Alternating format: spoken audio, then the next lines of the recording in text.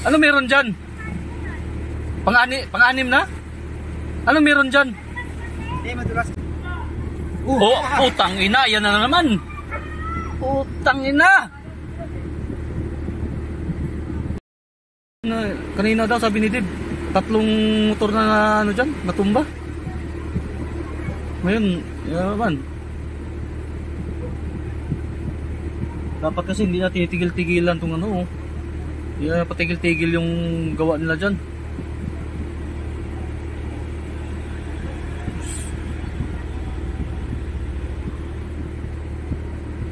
Wawa naman.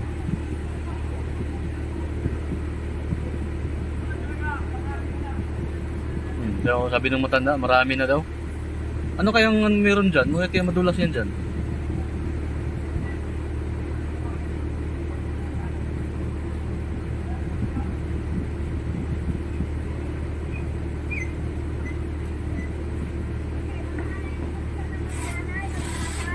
Ano meron dyan? Pang-anim na? Ano meron dyan? Hindi, madulas kasi yan. Madulas kasi talaga yan. Ano bang ngayon kasi? Yung sa putik lang, putik? Dapat kasi hindi na tinigilan hanggat di matapos yan, no? Pang-anim na pala yan?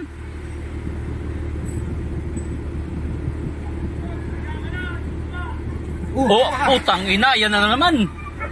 Utang ina. Bakit anong dahanan dyan? Grabe naman. Pang-pito na yan, ah. Pang-pito na. Dapat inayos na yan ang magawa ng kalsada dyan. Na dapat yung magawa dyan, inaano nila, kaso nila yan, no?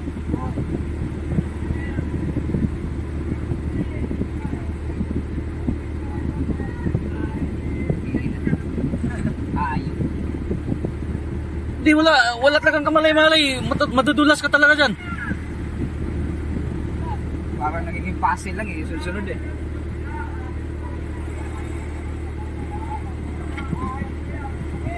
Lalo na, mabilis na takbo mo, pipreno ka dyan kasi may paliko ng konti.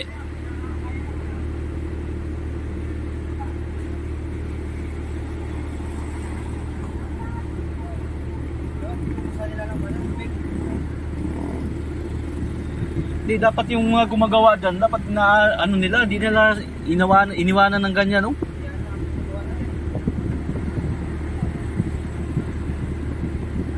Pag may motor pang padadaan dyan papunta doon, palabas. Sigurado yan.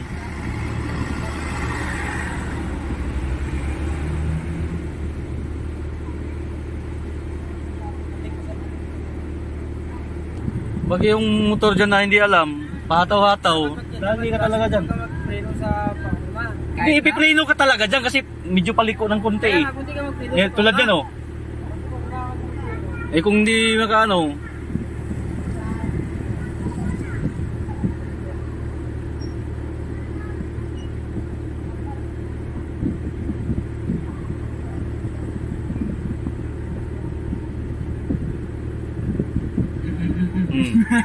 Salubong pa yung dalawa. Dito banda wala, yung ditong bandang kanan lang madulas. Wala. PS talaga yung isa kasi. Papasok pa yata sa trabaho yan.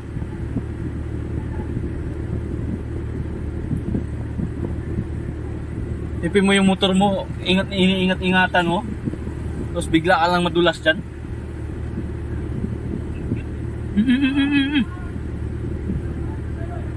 Ito.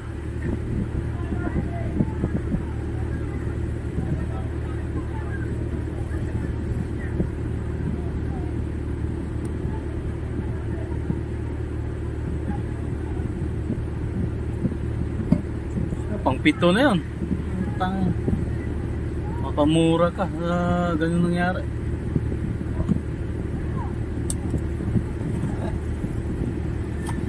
Di pala yung sinabi mo kanina? Oo, yan. Tik na yan. Paglabas ko kanya, 3 pa lang eh.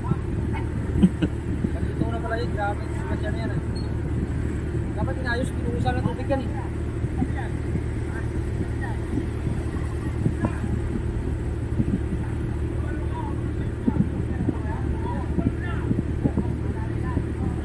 Pangwalo ka dyan pag dumaan ka dyan sa gilid.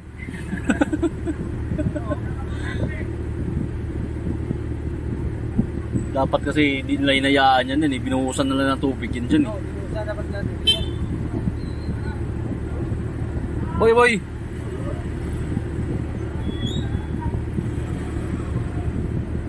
Ito. Ay, putik na. Oh. Muntik. Akala ko eh. Ataw niya eh. Wala ka talagang laban dyan. Mga ganyang ano.